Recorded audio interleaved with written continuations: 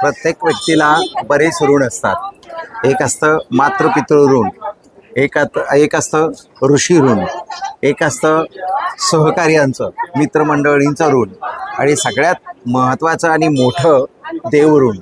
कारण देवाच्या ईश्वराच्या कृपेनेच आपल्याला एखाद्याचे आई वडिलांच्या पोटी आपल्याला जन्म घेण्याचं भाग्य लाभलेलं असतं.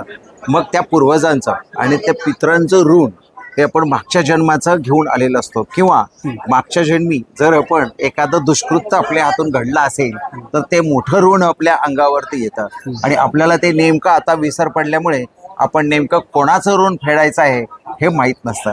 आणि मग त्यामुळे आपल्या आयुष्यात बऱ्याच अडचणी येतात, आणि त्या अडचणीच्या निवारणार्थ त्र्यंबकेश्वर मेन मुख्य मंदिराच्या पाठीमागे हे ऋणमुक्तेश्वर महादेव मंदिर आहे. ह्या महादेव मंदिरामध्ये जर आपण अभिषेक केला तर गतजन्माचं पाप निघून जातं.